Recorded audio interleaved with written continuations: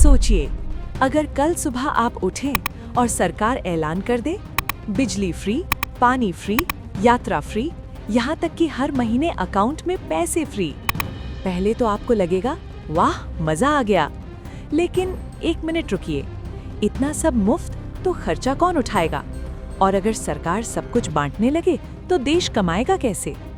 यही सवाल अब देश की सबसे बड़ी अदालत ने उठा दिया है और इस सवाल ने राजनीति से लेकर अर्थव्यवस्था तक हर जगह हलचल मचा दी है।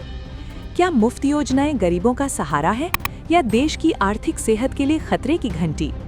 आज की इस रिपोर्ट में हम खोलेंगे रेवड़ी राजनीति का पूरा सच। क्या देश विकास की राह पर बढ़ रहा है या मुफ्त की रेवड़ियों के बोझ तले दब रहा है? सवाल बड़ा है और टिप्पणी आई है देश की सबसे बड़ी अदालत से। सुप्रीम कोर्ट ऑफ इंडिया ने साफ कहा, रेवड़ी बांटने के बजाय रोजगार के अवसर पैदा कीजिए। तो आखिर ये मुफ्त योजनाएं देश के लिए वरदान है या भविष्य के लिए खतरा? आइए समझते हैं। सुप्रीम कोर्ट ने चुनावों से पहले फ्री बिजली, पानी, लैपटॉप, स्कूटी, कैश ट्रांसफर जैसी योजनाओं पर चिंता जताई है। अदालत का मानना है कि सरकारों का मुख्य फोकस स्थायी रोजगार और आत्मनिर्भरता पर होना चाहिए, न कि सिर्फ मुफ्त सुविधाएं बांटने पर।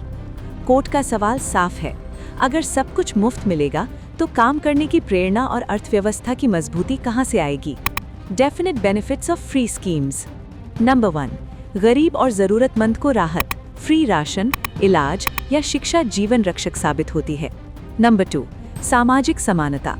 मुफ्त शिक्षा और स्वास्थ्य योजनाएं समाज के कमजोर वर्ग को बराबरी का मौका देती हैं। नंबर 3, इमरजेंसी में सहारा। कोविड जैसी आपदा के समय मुफ्त राशन और सहायता ने करोड़ों लोगों को भूख से बचाया। नंबर 4, राजनीतिक जवाबदेही। सरकारें जनता को सीधे लाभ देकर भरोसा जीतती हैं, जिससे लोकतंत्र मजबूत होता है। अब potential downsides of free schemes. 1, राजकोषीय बोझ। अगर हर राज्य भारी कर्ज लेकर मुफ्त योजनाएं चलाएगा तो आर्थिक संकट गहरा सकता है। 2, काम करने की प्रेरणा में कमी। लंबे समय तक मुफ्त लाभ मिलने से कुछ लोगों में निर्भरता बढ़ सकती है। 3, विकास परियोजनाओं पर असर। इंफ्रास्ट्रक्चर, उद्योग और रोजगार योजनाओं के लिए फंड कम पड़ सकता है।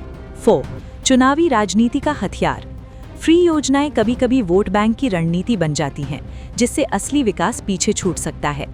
सवाल मुफ्त बनाम विकास का नहीं है, सवाल है संतुलन का। जरूरतमंद को मदद मिले, लेकिन साथ ही रोजगार, स्किल और उद्योग भी बढ़ें। अगर सरकारें सिर्फ रेवड़ी बांटेंगी तो भविष्य कमजोर होगा, लेकिन अगर मदद के साथ अवसर भी देंगी तो देश आत्मनिर्भर बनेगा। आखिर में फैसला जनता का है, क्या हम मुफ्त सुविधाएं चाहते हैं या मजबूत भविष्य? रेवड़ी नहीं, रोजगार दीजिए, सुप्रीम कोर्ट की सख्त टिप्पणी। क्या हम ऐसी पीढ़ी बनाना चाहते हैं जो इंतजार करे कि सरकार क्या देगी, या ऐसी पीढ़ी जो खुद खड़ी हो, खुद कमाए और देश को आगे बढ़ाए? अलर्ट, याद रखिए, मुफ्त की आदत आत्मनिर्भरता की दुश्मन बन सकती है, लेकिन सही समय पर दी गई मदद किसी की जिंदगी बदल सकती है। तो असली लड़ाई मुफ्त बनाम विकास की नहीं, बल्कि लालच बनाम दूरदर्शिता की है। देश को चाहिए न सिर्फ राहत, बल्कि रोजगार, उद्योग, शिक्षा और मजबूत अर्थव्यवस्था। और आखिर में एक सवाल आपसे, क्या हम वोट के लिए रेवड़ी चाहते हैं या आने वाली पीढ़ी के लिए मजबूत भारत? फैसला आपका, लेकिन भविष्य पूरे देश का होगा।